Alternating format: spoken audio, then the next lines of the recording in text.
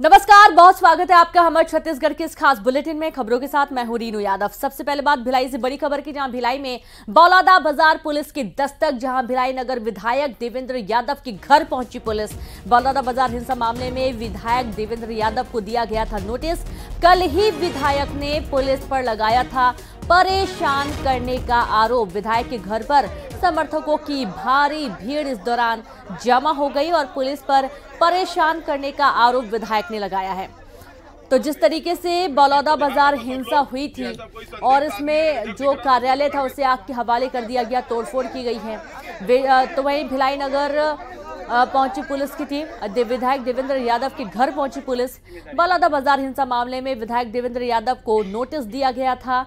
कल ही विधायक ने पुलिस पर लगाया था परेशान करने का आरोप। विधायक के घर पर समर्थकों की लंबी लाइन लग गई और बड़ी संख्या में जो समर्थक है वो मौके पर पहुंच गए और इस दौरान कुछ बहस पुलिस अधिकारियों के साथ हुई।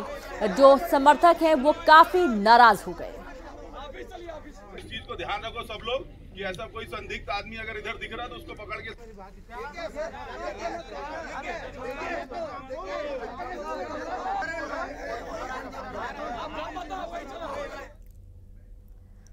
विधायक देवेंद्र यादव के समर्थन में प्रदेश कांग्रेस अध्यक्ष दीपक बैज भी भिलाई पहुंचे। बताया जा रहा है कि बलौदा बाजार हिंसा मामले में पुलिस विधायक देवेंद्र को गिरफ्तार करने पहुंची और ये खबर लगते ही भिलाई में राजनीति गर्मा गई। बड़ी संख्या में विधायक निवास के सामने उनके समर्थक प्रदर्शन कर रहे हैं और यहां पर जब पुलिस से बातचीत हुई तो थोड़ी बहस के आसार भी बनते हुए नजर आए हैं और यहां पर जो समर्थक थे उन्होंने काफी नारेबाजी की है और उनका जो जोश था वो काफी हाई नजर आया।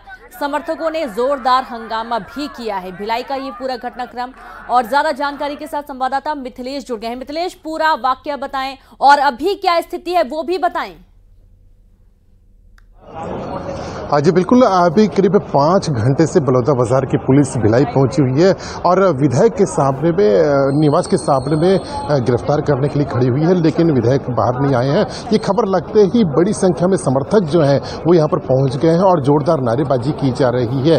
घटना को देखते हुए यहाँ पर जो पीसीसी अध्यक्ष दीपक बैज भी पहुंचे हुए हैं, जो विधायक से चर्चा कर रहे हैं।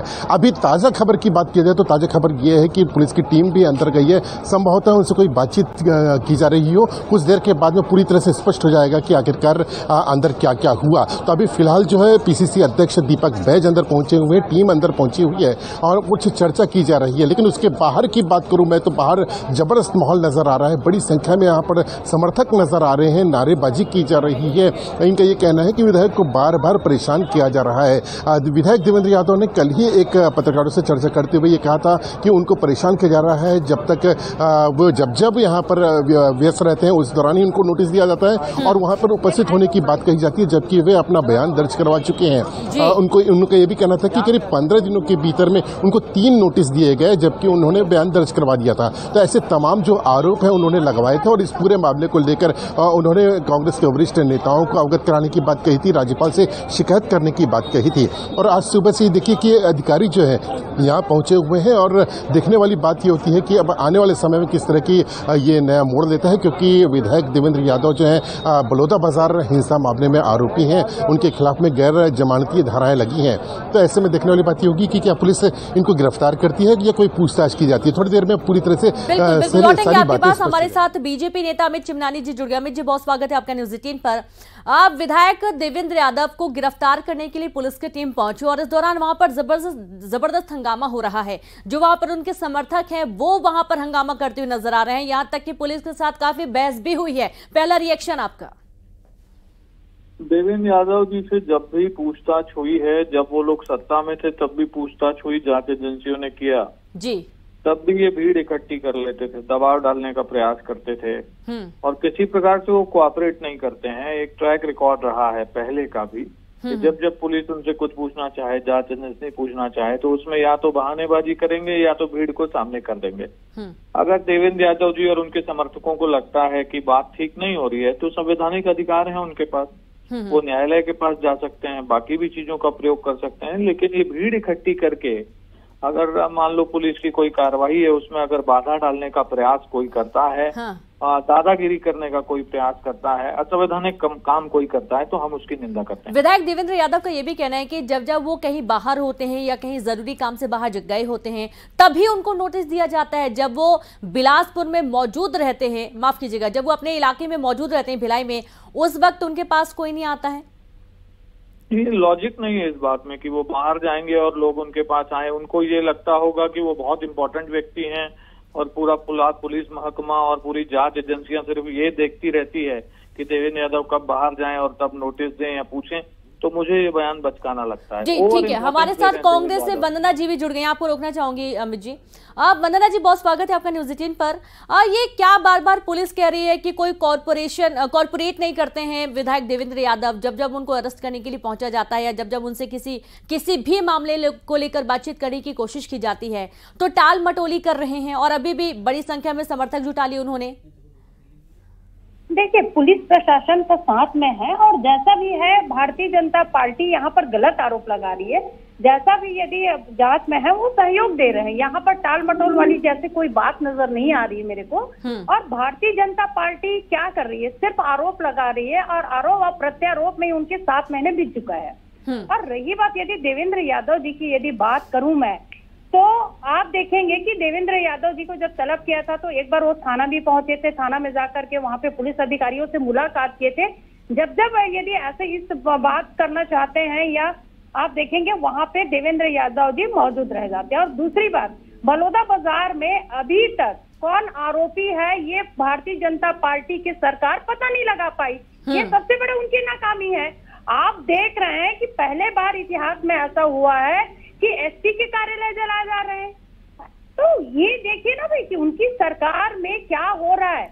अमित जी, आप सुन रहे हैं कि अभी तक मुख्य आरोपी का पता नहीं लगा पाई है पुलिस और विधायक देवेंद्र यादव को गिरफ्तार करने पहुंची है। नाकामी को छुपाने के लिए ये अपनी बातों में ही विरोधाभास कर गई हमारी बहन। इन्होंने कहा एक तो एसपी कार्यालय का जलना एक बहुत बड़ी घटना है। अगर वो इस बात को बड़ी घटना मान रही है, प्रदेश का हित चाहती हैं, तो जांच में सहयोग करने के लिए कहें देवेंद्र यादव जी से।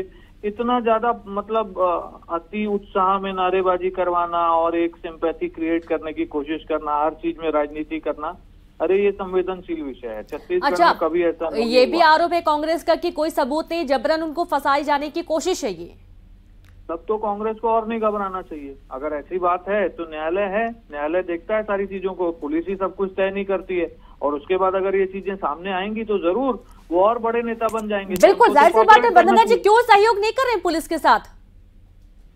देखिए, पुलिस के साथ पूरा सहयोग है और हम सहयोग कर रहे हैं। इसीलिए तो हम लोग चाहते हैं कि जो मुख्य आरोपी है, जो इनके पीछे जो षड्यंत्र रचा है, उनके जो नकाब है, उनके जो चेहरे छिपे हुए पर्दे के पीछे, वो सामने आए। लेकिन भारतीय जनता पार्टी सिर्फ ये चाहती है कि जो कांग्रेस के विधायक हैं, जो कांग्रेस के नेता हैं, उनके ऊपर आप आरोप लगाते हो। यदि आपके पास साक्ष्य है तो साक्ष्य आप सामने लाइए ना भाई, कौन रोका है? आपके पुलिस है, आपके सरकार है, आप लोग को आरोप को जो सिद्ध करने के लिए आप लोग सबूत सामने लाइए। और रही बात, भारतीय जनता पार्टी की सरकार जब से आई है पिछले 7 महीने में छत्तीसगढ़ की 7 हाल हो गई है। कानून व्यवस्था किस तरह से चरमरा गई है ये कहने की जरूरत नहीं है। ठीक है, आप दोनों का बहुत शुक्रिया हमसे अपना पक्ष रखने के लिए और साथ ही मिथिलेश आपका भी शुक्रिया। लगातार आप नजर बना के रखिए, आगे भी आपसे अपडेट। एम्स रायपुर में धरने पर बैठे डॉक्टर, ओपीडी सेवाएं बंद, सिर्फ इमरजेंसी सेवा ही जारी रहेगी। कोलकाता मर्डर के विरोध में प्रदर्शन किया जा रहा है, सरकार से न्याय की मांग की जा रही है। डॉक्टरों की सुरक्षा के लिए कड़े कानून बनाने की भी मांग की गई है। बड़ी खबर है, एम्स रायपुर में धरने पर बैठे डॉक्टर, ओपीडी सेवाएं बंद कर दी गई हैं, सिर्फ इमरजेंसी सेवाएं ही जारी हैं। कोलकाता मर्डर के विरोध में प्रदर्शन कर रहे हैं डॉक्टर और सरकार से न्याय की मांग की जा रही है। इनका कहना है कि बहुत लेट लतीफी नहीं बल्कि तुरंत इस पूरे मामले में एक्शन लिया जाना चाहिए और आरोपियों को सख्त सजा मिलनी चाहिए। डॉक्टरों की सुरक्षा के लिए कड़े कानून बनाए जाने की मांग सभी डॉक्टर्स कर रहे हैं।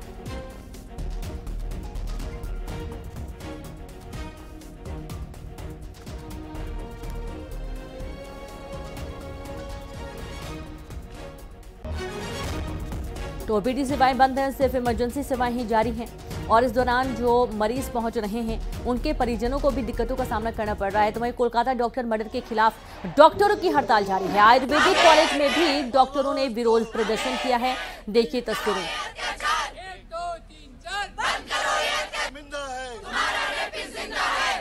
रेपिस्ट के खिलाफ नहीं, रेपिस्ट के साथ है। तो ये अब तस्वीरें आपको दिखाएंगे बस्तर की, जहां डॉक्टरों की हड़ताल का बस्तर में भी अच्छा खासा असर देखने को मिल रहा है। संभाग के सबसे बड़े मेडिकल कॉलेज और महारानी अस्पताल में सभी डॉक्टरों और स्टाफ नर्सों ने काम बंद कर दिया है। इमरजेंसी छोड़कर सभी सेवाएं बंद कर दी गई हैं। गंभीर मरीजों के लिए अलग से डॉक्टरों की टीम है तैनात। मेडिकल कॉलेज में जूनियर डॉक्टरों का प्रदर्शन जारी है और ये प्रदर्शन लगातार बढ़ता ही जा रहा है।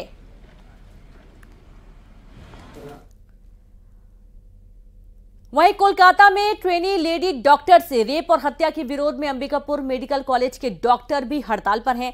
हड़ताली डॉक्टरों ने मेडिकल कॉलेज अस्पताल का ओपीडी बंद कर दिया। इस हड़ताल को निजी अस्पताल के डॉक्टरों ने भी समर्थन दिया है, जिसकी वजह से इलाज कराने अस्पताल पहुंचने वाले मरीज परेशान हो रहे हैं।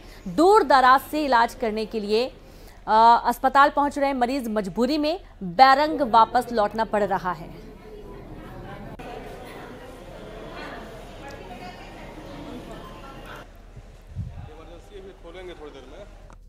एडमिट किए थे ना, तो मतलब छुट्टी करवा लिए हैं, फिर भी उसका मतलब पेट दर्द नहीं छूट रहा है, तो सोनोग्राफी करवाने आए हैं। तो आज वो पर्ची कटवाने गए थे, तो वो तो बता रहे हैं कि आज डॉक्टरों का हड़ताल है तो नहीं होगा, फिर जाके प्राइवेट में करवाएंगे। अभी कॉलेज के जो छात्र हैं, पीजी छात्र हैं, इंटर्न्स हैं, हमारे स्टाफ नर्स हैं और अदर पैरामेडिकल स्टाफ जो ओटी टेक्नीशियन है, लैब टेक्नीशियन हैं, वो सभी हमारे साथ हैं।